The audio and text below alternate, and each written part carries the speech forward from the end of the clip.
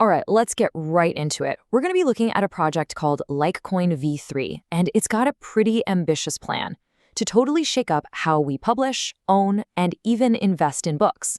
And it's all built on something they call the DeBook protocol. But before we dive into the deep end, let me just ask you this simple question. What if you could actually own a piece of the books you love? I mean, not just have it on your shelf, but be a real stakeholder in its success.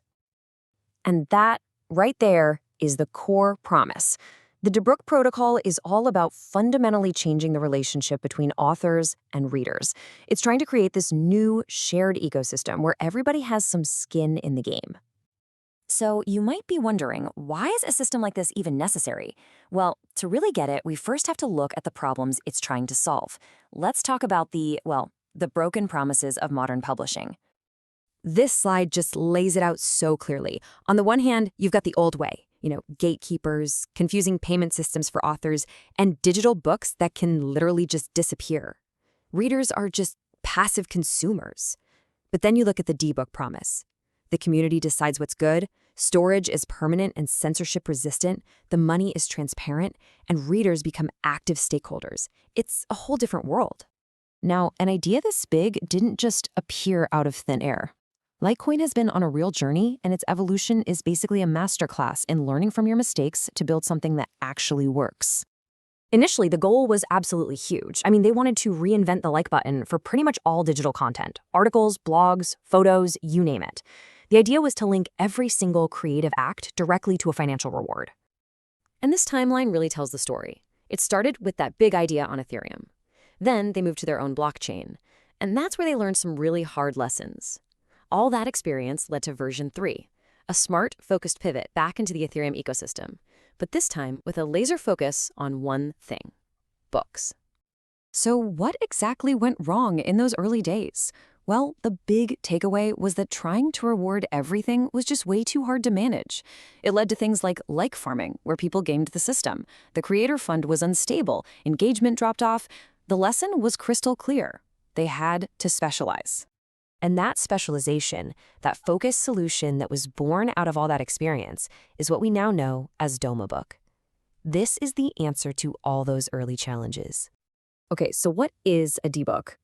Put simply, it's a book that's also an NFT. You can think of it like a verifiable digital first edition.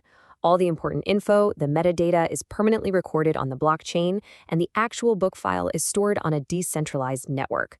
That means it can't just be deleted or censored on a whim. And here's how one is born, in just 3 pretty simple steps. First, an author mints their book as a unique NFT. Second, all that key data gets locked in on the blockchain. And third, the content itself is stored decentrally, making it permanent. For the author, this means true ownership and control. This table really sums up the entire pivot perfectly. You can see the focus shift from general content to just books. The technology moves from a complex, costly setup to a much more efficient Ethereum layer 2. And the way content is curated goes from a flawed system to one driven directly by reader staking. But hey, this protocol isn't just about the authors. This is where the reader finally gets to come in and play a huge role by using the like token to become an active stakeholder. I think this quote just nails the whole idea. The goal is to upgrade us from being passive consumers into active curators, participants, and stakeholders. It's about completely changing the relationship we have with the books we read. So what can you actually do? Well, you can take your like tokens and stake them on a book you believe in. When you do that, you're not just giving it a thumbs up, you're actually boosting its ranking so more people can find it. And here's the best part. You actually earn a share of that book's sales. Oh, and you also get a vote in how the entire ecosystem is run. Here's a brilliant analogy to make this super clear. Think of like tokens as airline miles for readers. Pretty cool. But now imagine if by using those miles, you also got a cut of the airline's profits. Now that's a game changer. That's the core idea here. Now, to keep this all grounded in reality, the protocol has a hard cap. There will only ever be 1.5 billion like tokens. That's it.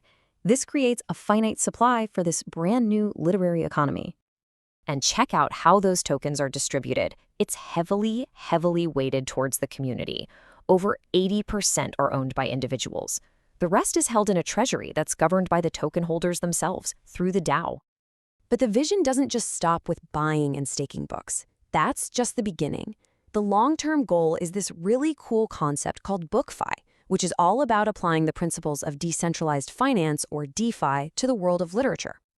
So with BookFi, books stop being just things you read and start being treated as a unique financial asset class. And once you do that, you unlock all these incredible new models for funding, owning, and even trading literary works. It goes way beyond a simple purchase. And this is where it gets really, really exciting. I mean, imagine authors crowdfunding their next novel with an initial book offering, or picture groups of readers pooling their money together to back a new writer they believe in. You could even get into things like owning a tiny fraction of a rare manuscript's digital rights. The possibilities are just massive. So the bottom line is this. BookFi is all about democratizing literary investment. It's about creating entirely new revenue streams that just don't exist in the traditional publishing world today. Okay, let's bring it all home with the key takeaways. For authors, DeBook means real ownership and fairer pay. For readers, it's a huge shift from being a passive consumer to an active stakeholder who shares in the success. For the books themselves, it means a permanent, censorship-proof existence. And for the future, it's the foundation for this whole new world of BookFi. Which leaves us with a pretty fascinating final thought. When you create a system where authors, readers, and curators are all co-owners, all working together, it really makes you ask a big question. Could the next chapter of literature be written not just by a few authors, but by everyone?